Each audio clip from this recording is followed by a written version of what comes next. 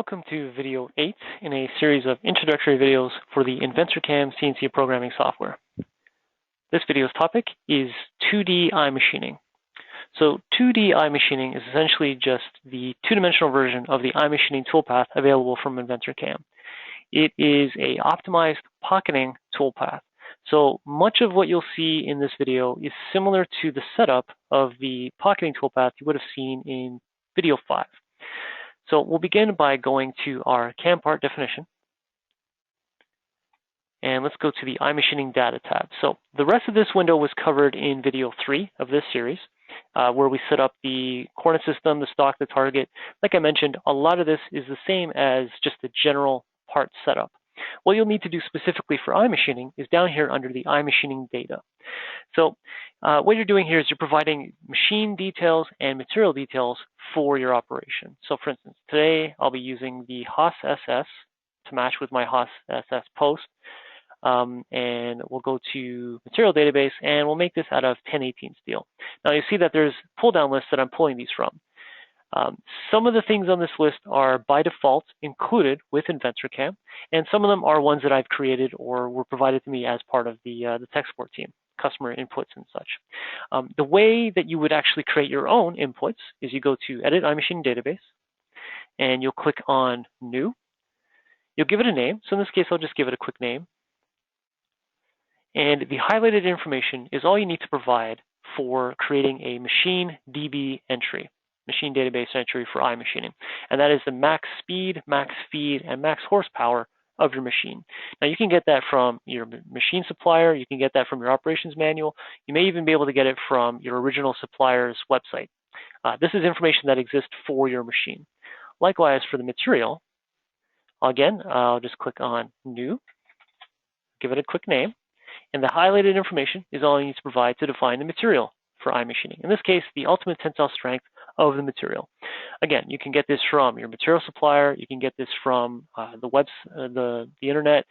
This is textbook information that definitely exists for the majority of metals and some plastics and woods and non-metals. This is information that you can definitely find. One resource to find that information is called matweb.com. And in the search bar, you can type in any type of material you're looking for. So for instance, we're doing our 1018 steel. If I type in 1018, we should be able to find various grades and forms of 1018 steel. So let's just say I go for the first one. Ultimate tensile strength is right there. And in PSI, that is 63,800 PSI. And that is exactly what I defined my 1018 steel as. Okay. Once you add those to your material database and your machine database, those exist on the global settings. So you can actually use that going forward. All right, so let's click on the green check mark to add those definitions to my part, and we'll open up a 2D iMachining toolpath. So once again, we'll right click on Setup, Add Milling Operation, 2D iMachining. So you'll see here, once again, much as the other InventorCAM toolpaths, we begin with the geometry. Now, since this is the same as pocketing, we use the same sort of methodology we saw in video 5 when we're creating pockets. I just choose the solid edge. I'll go to constant Z propagation. And we'll just say OK on that. So there is my pocket geometry. Next, we'll choose a tool. So once again, we'll just choose a tool from our list. In this case, I'll start with the 1/2 inch. Levels, much as we've seen before, we'll choose our upper level and our lower level. Technology Wizard is unique in this interface for iMachining in that it controls some of the basic stuff that you would normally input yourself as a user for a pocketing operation. Here, iMachining is taking over a lot of that stuff for you, so you really are just controlling certain things here. So, for instance, the feeds and speeds were calculated for us as soon as we chose our type of end mill, our dimensions of our end mill, our machine, and our material. These feeds and speeds were calculated for us based off that combination of parameters. They're locked out here only because this is an optimizing toolpath. The purpose of iMachining is to get these feeds and speeds. But for whatever reason, if you would like to turn these off, in the top right corner, we just turn the wizard to off. And then we have full control over our feeds and speeds. in Technology Wizard, we'll see that we have a little level of control of how aggressive that calculation gets. So once again, here are our feeds and speeds on the bottom here. Let's say, for instance, right now at machining level 3, we're at 139 inches per minute. If I rev the machining level all the way up to level 8, you'll see that the feed is now 321 inches per minute. Now, again, this is just the level of aggressiveness. The main focus of iMachining is to maintain chip load. And we do that by maintaining the chip thickness and regulating the feeds and speeds. So that is actually the maximum feed and speed that this toolpath will get, but it'll actually regulate between those varying values of feed and speed to maintain that chip load. And if I rev this back up to level 8, you see that the red, which represents the chip, is actually increasing or decreasing. Okay. Now, in terms of step down, as much as possible, this toolpath will use the full flute length, as represented by this yellow on the tool right now. So that is the flute length. The flute length happens to be much longer than the depth of this pocket. So it'll go full depth of cut. Again, we can do this using iMachining because of that regulating of the feed and speed and the cutting angle of this toolpath. But we always maintain full depth, and we always maintain chip load. Technology is the same as you would have saw in a pocketing toolpath, except here, again, we don't have control over step over or step down because those are controlled by iMachining. All we have control over is how much we're leaving on the walls and the floor. In this case, just the 10th thou on the walls and the floor. So I'll do a save and calculate on that. And we can take a look at the toolpath.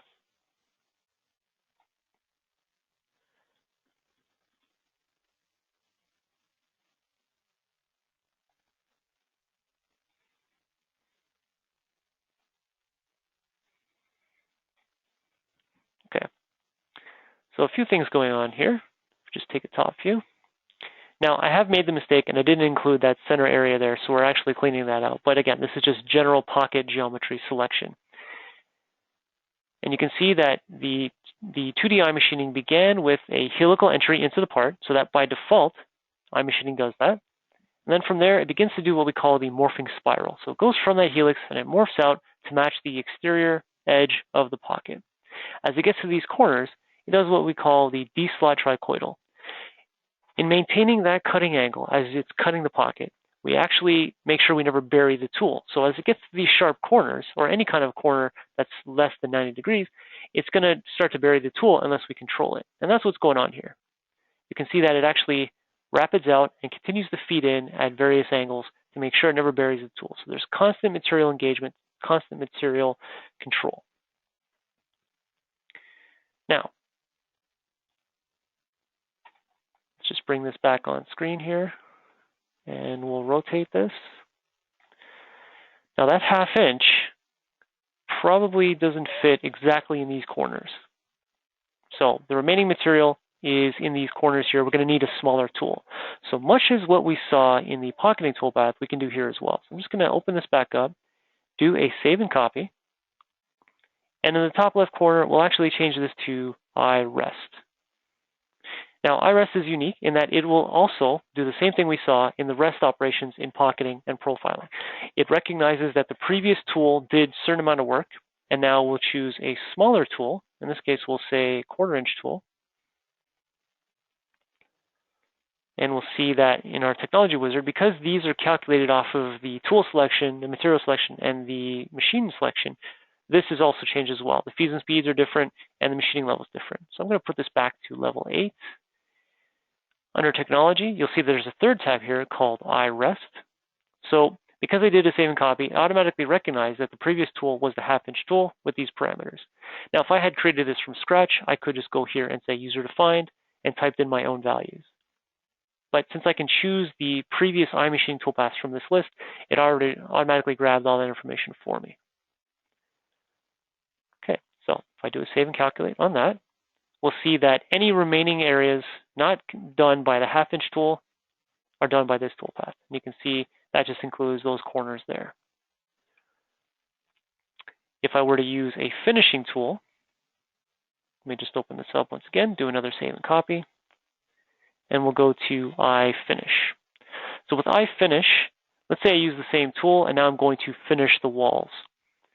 I have the ability to add in spring passes, overlaps, anything I want to do, And this is essentially just another iMachining, but it really just focuses on the walls.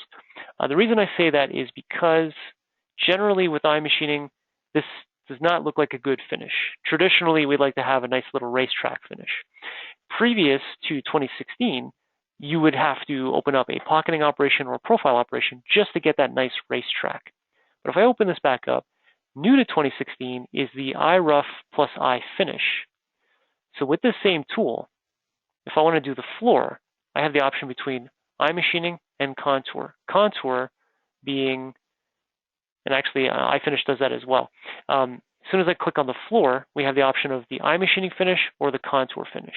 The contour finish is that racetrack style you would have been familiar with from pocketing or profiling.